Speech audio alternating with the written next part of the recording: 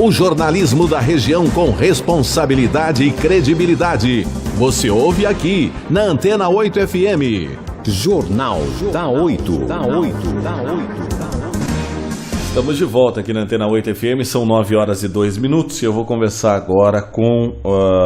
vamos falar agora, né? Conversar aqui com o doutor Marco Antônio Inocente, que é sócio do Inocente Advogados e presidente da Comissão de Precatórios da Ordem dos Advogados do Brasil. E a gente vai fazer essa entrevista para explicar para as pessoas, para você, o que são os precatórios, quais os tipos existentes, quanto o Estado de São Paulo está devendo em relação ao pagamento desses créditos, entre outros itens que a gente aborda aqui no Jornal da 8 a partir de agora. Doutor Marco, é um prazer falar contigo, seja bem-vindo ao Litoral Norte, não sei se já conhece Caraguatatuba, seja bem-vindo aqui na Rádio Antena 8 FM, bom dia. Bom dia, Fábio, bom dia a todos os seus ouvintes. Conheço Caraguatatuba, uma cidade deliciosa, é um balneário muito conhecido não só no estado de São Paulo, mas em todo o Brasil, e acho que até mundialmente, né? A região de Caraguá e Ubatuba é uma região que alcança uma fama e um renome muito importante para o turismo, tem uma importância muito grande para o turismo regional, né? Vem crescendo cada vez mais, viu, doutor? É uma cidade que antigamente podíamos dizer que Caraguá era uma cidade de passagem, mas hoje não, a cidade está bem ampla, bem bonita, bem administrada, bem localizada, inclusive com a duplicação agora da rodovia dos Tamoios, né? Nós temos ao lado Ubatuba, Ilhabela, São Sebastião, então é uma cidade bem agradável. Mas vamos falar um pouquinho desses precatórios. Podemos dizer, são precatórios ou precatórias, doutor? Não, precatórios, né? Precatórios. Precatória é outra coisa, né? Precatória, a gente diz da carta precatória, que é quando o juiz pede para que um outro juiz de uma outra localidade, né, providencie alguma coisa. Mas aqui nós estamos lidando com os precatórios judiciais, né? Os precatórios judiciais nada mais são do que requisições encaminhadas da Justiça para os governos, ou o governo federal, ou para os governos estaduais, ou para os governos municipais, a respeito de uma condenação que eles sofreram num processo judicial. Então, precatórios é basicamente isso, é uma requisição de pagamento que o Poder Judiciário faz para determinada entidade pública. Correto. E aí, quais são esses tipos de precatórios que existem hoje? Olha, a classificação de precatórios, né, nós podemos classificar em relação às entidades devedoras. Então você tem precatórios que são devidos pela União, né, pelas autarquias federais, você tem precatórios que são devidos pelos estados, também pelas autarquias estaduais e pelos municípios, né? Os municípios também têm serviços públicos, que às vezes são autarquias ou não, e também respondem com suas dívidas através de precatórios. Então, os tipos podem ser classificados em relação aos devedores e podem ser classificados também em relação à natureza das ações. Então, existem ações de natureza indenizatória, existem ações de desapropriação, existem ações de funcionários públicos, né, de pensionistas, de aposentados do serviço público, né, aposentados do INSS. Então, esses precatórios, assim, podem ser classificados pela sua natureza. Ou decorrem de ações de natureza alimentar, como essas questões todas que nós falamos de natureza previdenciária, relativas a salários dos servidores públicos, ou de outras naturezas, que são as naturezas indenizatórias e desapropriações. Entendi. Aí isso eu acho que já responde a pergunta que eu ia fazer, que qual que seria então a diferença entre o precatório alimentar e o não alimentar, né? Ou não? O precatório alimentar está sempre relacionado com alguma verba que é própria da subsistência do trabalhador, né? Ou em casos excepcionalíssimos, numa situação em que você tem um único imóvel e esse imóvel é desapropriado. Então, embora a natureza da ação seja uma desapropriação, há aí a natureza alimentar, porque a pessoa precisa daquele imóvel para ele comprar outro, né? conseguir encontrar uma outra moradia. Ou, às vezes, quando ele demonstra, o indivíduo que vai ser expropriado, tem uma propriedade que é objeto de uma desapropriação do poder público, demonstra que ele precisa daquele imóvel como uma renda, e ele vive daquela renda. Então a natureza alimentar está sempre relacionada com uma necessidade que aquele indivíduo tem para manter a sua subsistência e da sua família. Certo. Doutor, é só fugir um pouquinho aqui dessa nossa pauta, só para uma dúvida que não sei se o senhor poderia nos esclarecer.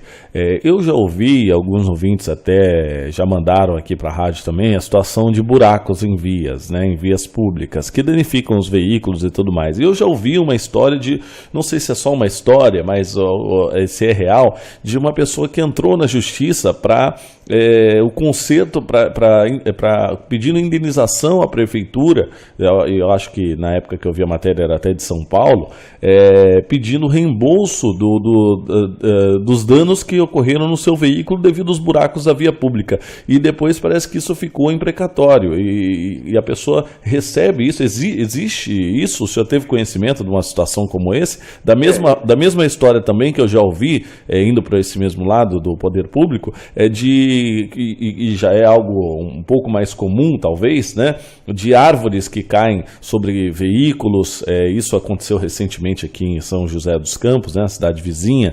Acontece muito em São Paulo também com essas chuvas, e as pessoas acionarem a prefeitura, ou até mesmo poste que cai em cima do veículo, e acionar a prefeitura e depois ficar para receber imprecatórios. Existe realmente essas situações? Já existiram?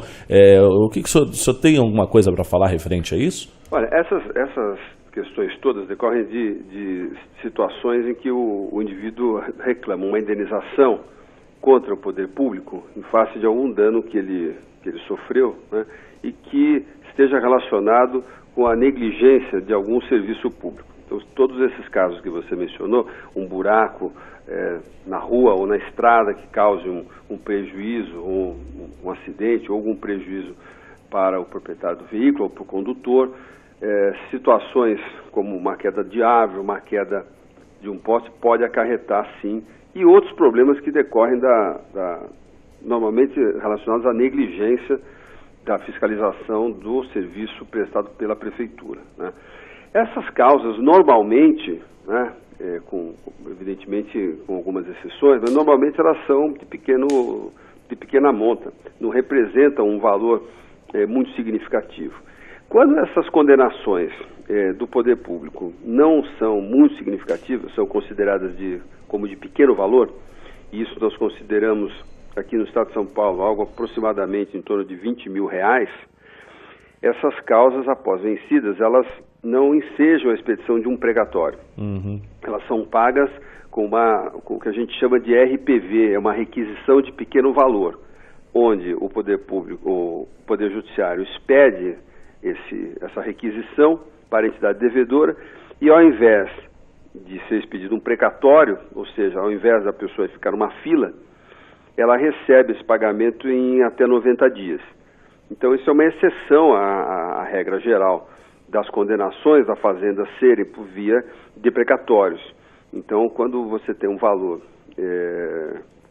da obrigação que foi condenada a fazenda pública, ou o Estado, ou o município, ou a União, num valor que no Estado de São Paulo gira em torno de R$20 mil, a pessoa provavelmente não vai ficar na fila aguardando o pagamento do precatório. Vai ser expedida uma requisição de pequeno valor, uma RPV, e ela deve receber isso em torno de 90 dias.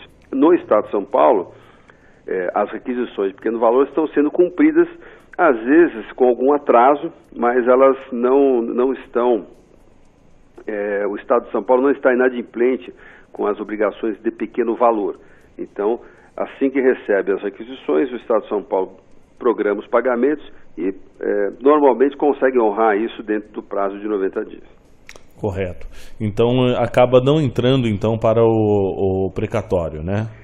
Se for acima desse valor, né, e a pessoa não quiser abrir mão da diferença, então ela vai ter que aguardar o pagamento de um precatório. Ou seja, se a dívida for maior do que R$20 mil, considerando o limite estadual, então ela deve aguardar o pagamento de um precatório. Tá certo. Quem são os maiores devedores de precatórios hoje no Brasil? O senhor tem a ideia do valor devido aqui no estado de São Paulo, mais ou menos assim? Olha, hoje no Brasil há uma dívida em precatórios de estados e municípios que gira em torno de 100 bilhões de reais. Né? E o maior devedor é o estado de São Paulo, que deve 23 bilhões de reais a, basicamente, credores de natureza alimentar. Hoje a dívida de precatórios do estado de São Paulo, ela é composta em torno de 70% de débitos de natureza alimentar, ou seja, essas pensões, diferenças de salários de servidores públicos, né, aposentadorias, e 30% de ações que decorrem de outras naturezas indenizatórias e desapropriações. Então, o grosso da dívida do Estado de São Paulo, que é o maior devedor de precatórios do Brasil, está relacionado, sim, com os débitos alimentares e que justamente deveriam ter a prioridade no pagamento, não terem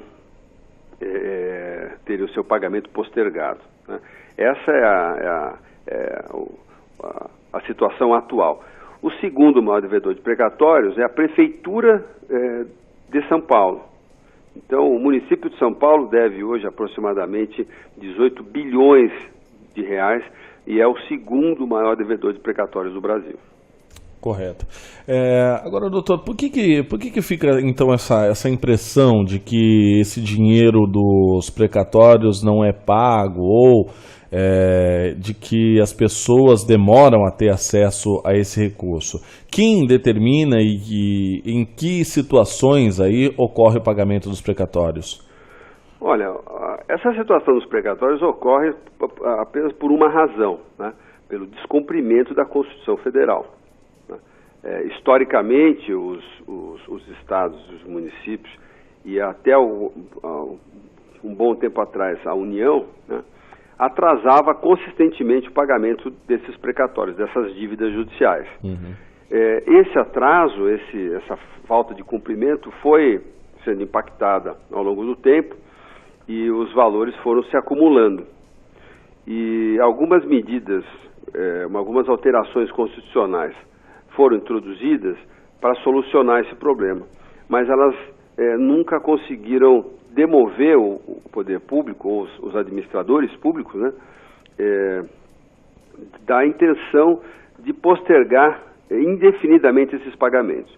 Esse quadro vem sendo, nos últimos anos, sendo um pouco mitigado pela circunstância de que as últimas emendas constitucionais, elas tinham um regime de sanção bastante significativo e impunham algumas condutas sob pena de sofrer algumas sanções bastante importantes, como bloqueio de recursos direto na conta do ente público devedor.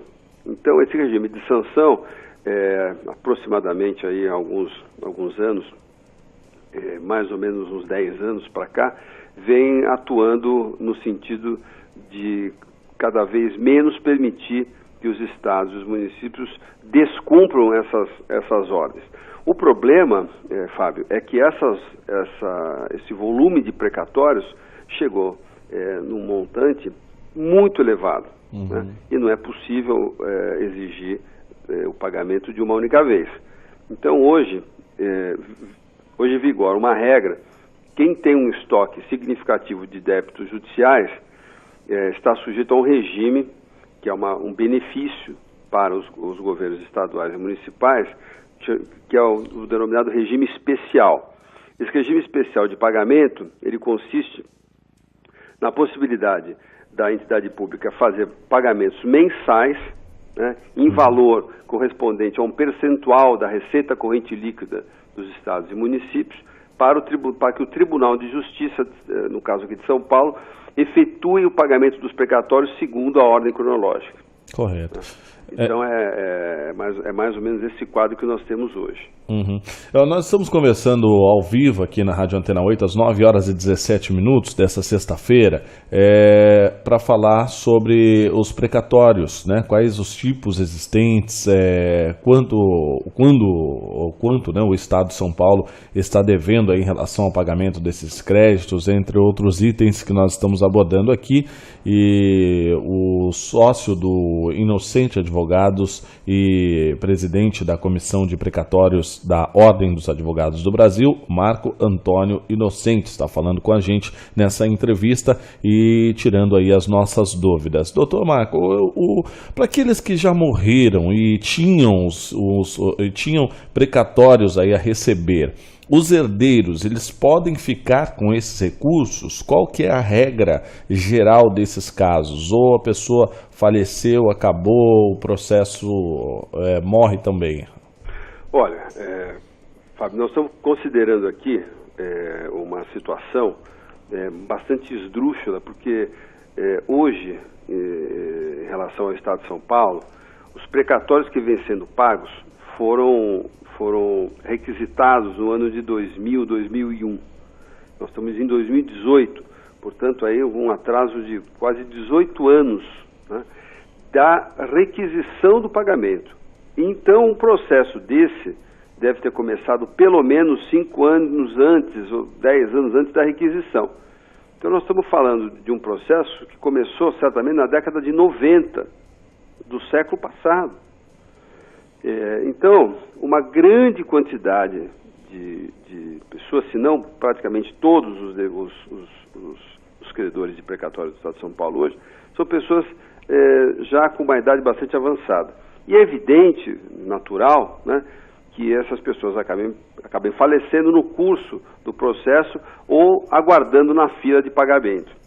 Então, esse crédito que a Justiça declarou em relação a essa pessoa que faleceu, né, ela fica sujeita aí ao inventário e à transferência disso aos sucessores, ou seja, aos herdeiros ou a quem o falecido deixou em testamento aquele crédito. Então a pessoa precisa, o herdeiro que vai receber esse crédito, precisa fazer o inventário, precisa transferir esse crédito para o seu nome e assim se habilitar junto ao processo judicial do qual decorre o precatório. Então ele tem que ir ao juiz da causa, dizer, olha, o autor dessa ação aqui, o credor desse precatório faleceu, eu sou o seu sucessor e, portanto, quero que esse pagamento seja feito a mim. Ele apresenta os documentos para o juiz da causa e o juiz da causa vai habilitar esse herdeiro, esse sucessor no processo, a fim de que ele receba no lugar do falecido o crédito que foi reconhecido pela Justiça. Uhum. Agora, isso precisa constar no inventário, né? A pessoa, e esse inventário ele é algo que muitas das vezes as pessoas acabam perdendo até a questão do inventário. Até entrando um pouquinho nesse outro tema, né? Tem um prazo até para a pessoa entrar com o inventário, né? A partir do falecimento a pessoa fica naquela questão do luto e acaba perdendo às vezes até um prazo determinado que existe para dar entrada no inventário. E precisa constar no inventário, né? Para fazer o inventário se ele não tem prazo, né? O que a lei impõe é que os sucessores, né, do falecido promovam o inventário, a abertura do inventário dentro de um determinado prazo, sob pena de pagamento de uma multa, que é uma multa que vai aumentando conforme o tempo que vai se passando. Mas parece que essa multa, inclusive, é extremamente significativa. Uhum. Então, as pessoas podem fazer inventário a qualquer momento, né? Uhum. Agora, há algumas situações em que a pessoa pode levar esses documentos demonstrando ali que se tratam de sucessores do credor originário diretamente para o juiz da causa, onde tem o processo que originou o precatório, né? E independentemente do inventário, conseguir habilitar esses herdeiros como sucessores do falecido credor. Então, muitas vezes os juízes até aceitam sem que se leve junto o próprio inventário. Né? É preciso também alertar, muita gente não sabe isso, Fábio, é que para se fazer o inventário de um crédito, como por exemplo um precatório de natureza alimentar, né, o indivíduo não está sujeito ao pagamento do ITBI, que é o imposto estadual para a transferência. É o imposto sobre morte, ITBI, né? É isso? Perdão, o ITCMD, que é o imposto causa-mortes, né, que decorre da sucessão. A lei que disciplina esse imposto no Estado de São Paulo, ela isenta do pagamento o sucessor de créditos de natureza alimentar, de um modo geral. Então, a pessoa pode hoje fazer, se não tiver menores, ela pode fazer esse inventário num cartório, né, passar uma escritura de inventário, não vai recolher o TCMD porque ela é isenta, né, e vai levar isso no processo. Ou ela leva no processo os documentos que demonstram o falecimento e a condição de sucessor do falecido, né, e pede ao juiz da causa que faça o pagamento diretamente a ela. Correto. Agora, quantas ações judiciais elas já foram protocoladas até hoje, assim, na Justiça Estadual, para se ter acesso aos recursos dos precatórios? O que as pessoas argumentam aí para ter ganho de causa? O Estado é sensível a essas demandas? Olha, o Estado não é sensível e nem poderia ser. Existem uma gama imensa de questões judiciais, né, que inundam a justiça. Hoje a sociedade brasileira ela tem um alto índice de litigiosidade. E no Brasil hoje o Conselho Nacional de Justiça estima que existam mais de 100 milhões de ações judiciais em curso, né? O que acontece é que o Estado de São Paulo, inclusive pela sua importância nacional, ele tem aproximadamente metade dessas ações. Metade das ações no Brasil estão em São Paulo. Então nós estamos dizendo aí que no Estado de São Paulo tramitem aproximadamente 50 milhões de processos, 50 milhões de ações judiciais. E, em relação aos precatórios, uma parte significativa desses processos são contra o poder público. O poder público é o recordista do descumprimento da lei no país. Não são as pessoas que descumprem a lei. As pessoas também descumprem a lei, mas o Estado brasileiro, de modo geral, descumpre muito mais do que o cidadão. E leva o cidadão, muitas vezes, a ajuizar causas, né, para as quais os tribunais superiores já pacificaram o tema e já reconheceram a responsabilidade do poder público. Mas, mesmo assim, na grande maioria das situações, o cidadão é obrigado a ajuizar um processo contra a Fazenda Pública, pedindo uma providência que os tribunais superiores já reconheceram como sendo devida. Então isso faz com que o sistema de distribuição de justiça, o Poder Judiciário, fique abarrotado de causas, nem todas elas de uma relevância muito importante, porque se tratam de questões muitas vezes simples, né, mas que o cidadão não tem outra alternativa a não ser procurar o judiciário e ingressar com um processo. No caso específico dos precatórios, né, como há uma litigiosidade muito grande também, porque o Estado, os municípios e a União não querem pagar aquela dívida, né, eles levam essa discussão para todas as instâncias possíveis, apresentando recursos até o Supremo Tribunal Federal. Então, mesmo depois de expedido o precatório, pode haver algumas discussões também relacionadas à forma de correção desses créditos. De forma que a quantidade de recursos hoje existentes e que são processados pelos tribunais, especialmente pelo Tribunal de Justiça de São Paulo, né, é muito maior até do que a própria quantidade de ações judiciais, né? Então nós estamos vivendo uma situação realmente muito difícil e que isso explica muito, né, por que o sistema o nosso sistema de justiça é tão lento, tão demorado. Entendo. Na sua visão até, doutor, estados e municípios têm sido rigorosos aí na aplicação da emenda constitucional 99, que regulamenta aí o pagamento de precatórios, ou o texto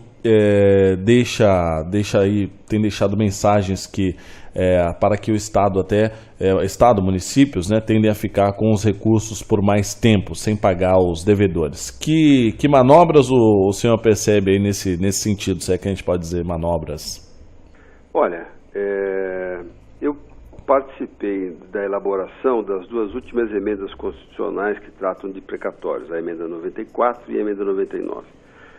Essas duas emendas, elas foram promulgadas pelo Congresso Nacional, né, a partir de um amplo acordo que foi realizado entre os representantes das entidades devedoras, ou seja, representantes dos estados, dos municípios, inclusive da própria União, dos credores. A Ordem dos Advogados do Brasil representou os interesses dos credores, ouviu diversas entidades que também congregam esses beneficiários, né? Entidades de servidores públicos, sindicatos e também o setor político, né? Houve um amplo debate na Câmara e no Senado a respeito das soluções que poderiam ser encontradas para a solução desse grave problema, que talvez seja hoje o maior problema de finança pública do país, né? E o texto que foi aprovado, né, não deixa nenhuma margem de dúvida ou de questionamento sobre o valor dos pagamentos mensais que devem ser realizados pelos estados e pelos municípios dentro do regime especial, que são as situações mais complicadas hoje, tendo em vista que a União, de suas autarquias, por exemplo o INSS, vem pagando os precatórios dentro dos exercícios que a Constituição prevê, ou seja, se pedir o precatório num ano, você recebe no ano seguinte. Então a União vem cumprindo isso.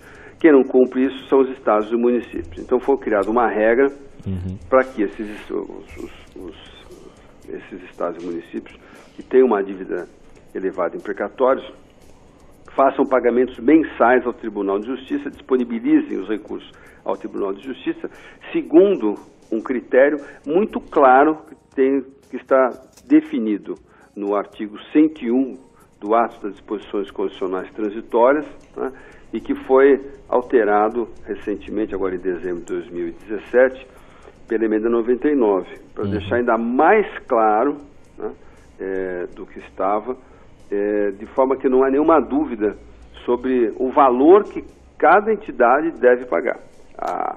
Existe um prazo definido nesse artigo 101 do ADCT, atualmente é o prazo de 2024, né, e os estados e municípios devem fazer pagamentos mensais que compreendam a quitação desse débito até o final desse prazo. Ou seja, é uma conta muito simples. A cada ano, né, 1/7 da dívida tem que ser quitado, de forma que vai chegar em 2024, né, e o pagamento vai ser liquidado integralmente. Essa é a lógica desse mecanismo que foi construído a várias mãos, com a presença, com a participação ativa, num amplo consenso entre todos os envolvidos, inclusive o Poder Judiciário. Né? Então, o texto constitucional que vigora hoje e que tende a solucionar o problema, porque dá condições factíveis para que estados e municípios financiem esse estoque e paguem os seus credores, né?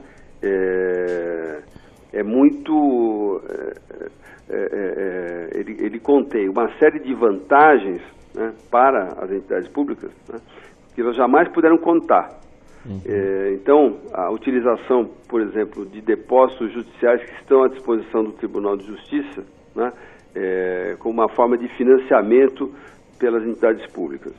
A possibilidade da realização de acordos com os devedores, com o desconto máximo de 40%. Medidas como a compensação de débitos tributários com precatórios e a possibilidade de obtenção de financiamento sem que tenha impacto no índice de endividamento dos estados e municípios.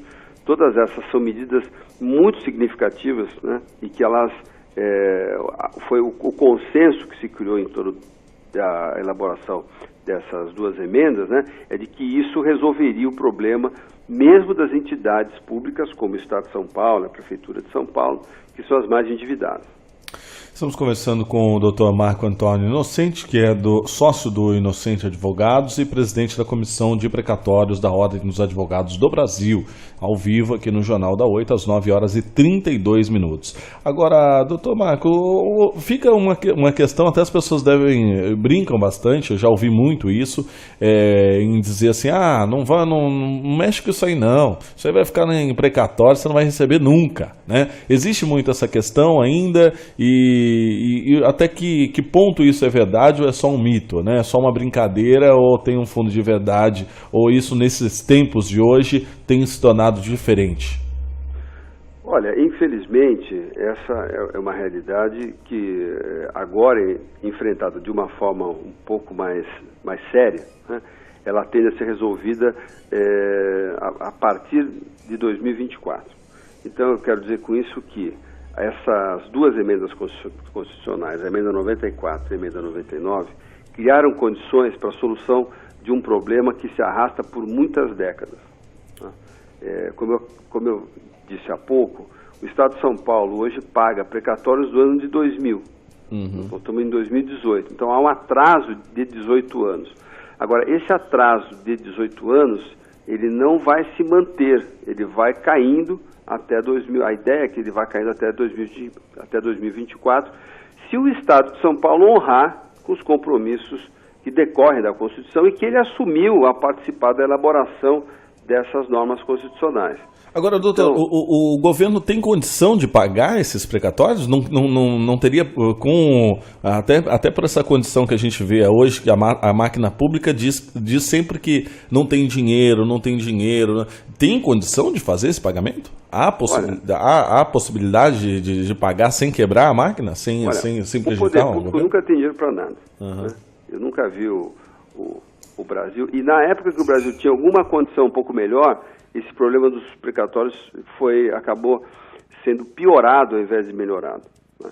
Então, essa questão do pagamento dos precatórios, no meu modo de ver, não tem absolutamente nada a ver com condição financeira dos estados e municípios. Nada a ver com isso. Tem que pagar, né? Da mesma forma que acontece com a gente. Obrigações que os governos têm que cumprir, né? E que eles apostam no descumprimento e na falta de uma consequência, de uma sanção. O caso dos precatórios ilustra bem isso. Por quê? Quem expede a requisição é o Poder Judiciário, né? O Poder Judiciário devia ser o mais interessado, né, além do credor, em ver cumprida a sua decisão. Mas isso não é o que aconteceu durante muito tempo, né? E só mais recentemente é que o tribunal passou a ter uma postura um pouco mais ativa para cobrar os estados e os municípios, né, em relação ao volume do débito, cobrar o depósito, o repasse de recursos correspondentes a esses volumes, né? Mas ainda assim, hoje, se verifica uma certa disposição das entidades públicas em não cumprir exatamente o que deve. O caso do Estado de São Paulo, por exemplo, né, eu já disse que ele tem o maior débito de precatórios do Brasil, ele deve 23 bilhões de reais, né? Mas ele, podendo usar os depósitos judiciais que foram permitidos a partir da emenda 94 e com a emenda 99, né, ele não há nenhuma sombra de dúvida, né, que conseguirá realizar esses pagamentos desse estoque muito atrasado até 2024, né? O que acontece hoje, né, é que existem alguns outros problemas que estão influenciando no tempo em que o recurso relativo a esse crédito chega nas mãos dos credores efetivamente. Há um descompasso muito grande hoje entre o tempo em que o recurso sai do caixa do governo do Estado, vai para o Tribunal de Justiça, e o Tribunal Tribunal de Justiça, ao invés de cumprir esse pagamento e fazer o pagamento direto para o credor, o próprio tribunal encaminha esse recurso para o juiz de primeiro grau. E aqui, aqui em São Paulo, onde você tem a vara de execuções contra a Fazenda Pública, que tem aproximadamente 80% dos precatórios processados no estado de São Paulo, né, ela é absurdamente congestionada e faz com que o dinheiro que já foi liberado pelo Estado, já passou pela liberação do tribunal, demore 1 ano, 2 anos, até mais, para chegar nas mãos dos credores. Né? Essa é uma situação igualmente complicada, porque o Tribunal de Justiça, ao ficar com a responsabilidade constitucional de gerenciar e fiscalizar e cumprir esses pagamentos, né, precisa se adequar à sua estrutura administrativa, precisa ser adequada a essa função que a Constituição reservou. E precisa equipar e dar condições materiais para que essa vara, ou mesmo nos cartórios das varas dos fóruns dos outros municípios, né? Aí, por exemplo, em Caraguá, a região aí de Caraguá, Ubatuba, Ilhabela, né? São Sebastião, que tenha condições de rapidamente fazer chegar esse crédito tão esperado por tantos anos pelo credor, rapidamente. Mas isso não ocorre hoje. Esse é um ponto, inclusive, que foi objeto de uma reunião realizada semana passada com o novo presidente do Tribunal de Justiça do Estado de São Paulo, para que ele implementasse medidas para agilizar o pagamento desses precatórios, no âmbito do próprio tribunal. Então, são duas questões, Fábio. Uma, né, é o atraso ou os esforços que os governos estaduais e municipais fazem para não pagar ou pagar menos do que deve, né, e os problemas estruturais do Poder Judiciário que impedem que, uma vez pago o precatório, esse dinheiro chegue rapidamente ao credor. Bom, são várias outras dúvidas.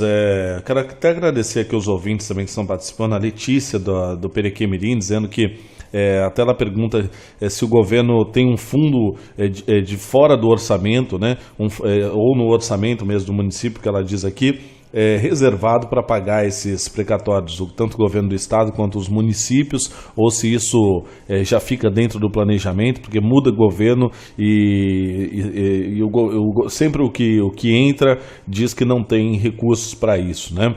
Então ela até deixa esse questionamento também. Tem referente a isso, tem quando o prefeito, vamos falar dos municípios, né? Ele monta os seus recursos um ano anterior, né?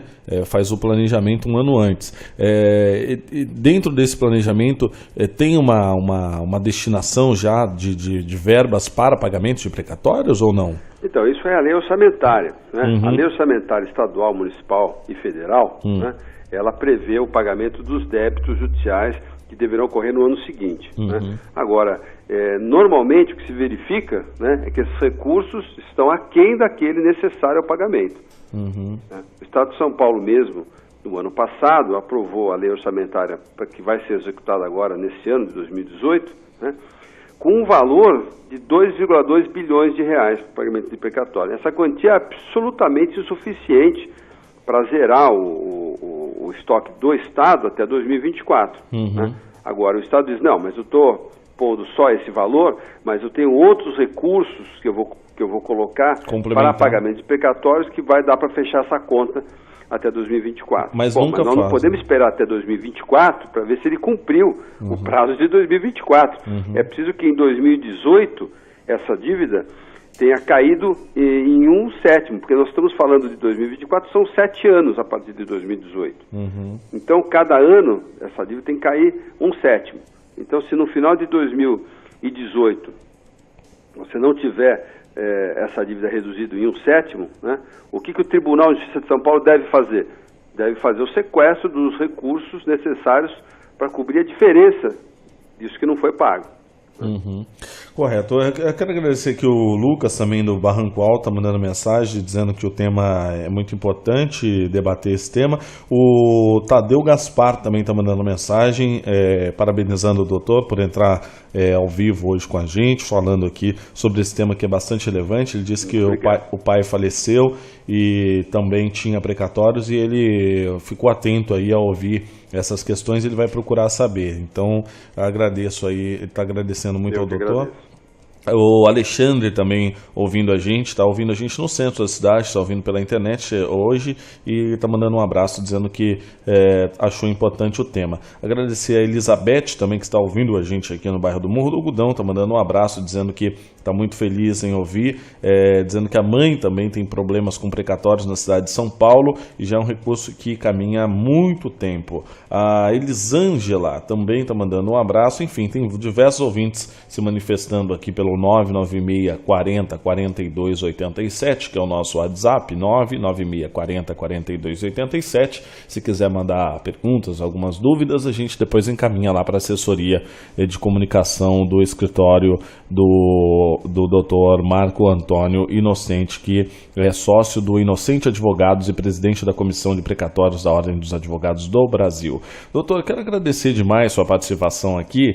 Iríamos conversar em 15 minutos, estamos quase chegando aí a 40 minutos, já chegamos a 40 minutos e ainda são muitas as dúvidas. Eu quero convidá-lo para participar mais vezes aqui, agradecer mais uma vez pela pauta, pelo meu amigo aí, o Anderson, né, que sempre traz boas pautas aí dos advogados de São Paulo. Agradecer, parabenizar a Ordem dos Advogados do Brasil, né, por ter você fazendo parte aí, eu acho que representa muito bem, e convidá-lo para estar aqui mais vezes na Rádio Antena 8. Não só por telefone, mas quando vir a Caraguatatuba, quando vir pegar uma praia, passar aqui no nosso estúdio, também muito feliz conhecer. Pelo convite, muito feliz pela entrevista, muito contente que os seus ouvintes estejam satisfeitos em ter um pouco de notícia sobre esse assunto tão complicado, né, tão espinhoso, e que vem sendo tratado de uma forma muito negligente pelos governantes, pelos administradores públicos, principalmente dos estados e dos municípios. Doutor, só para a gente até finalizar aqui, se as pessoas quiserem mandar uma dúvida, tirar uma dúvida ou mandar uma pergunta diretamente aí pro seu escritório, há essa possibilidade? Tem como a pessoa mandar essa dúvida? Pode, às vezes até um questionamento que a pessoa tenha a fazer. Se quiser encaminhar para o meu e-mail, né?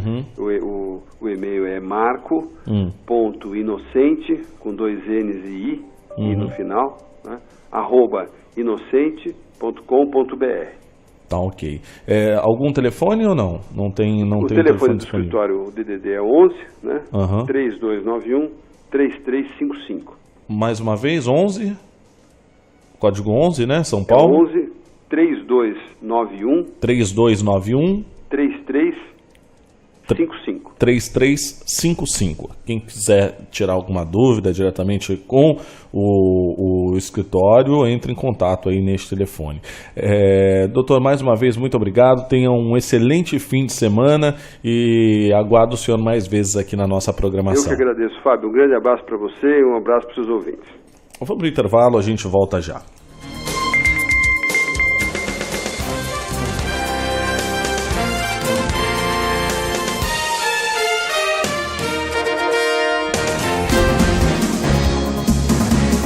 O jornalismo da região com responsabilidade e credibilidade.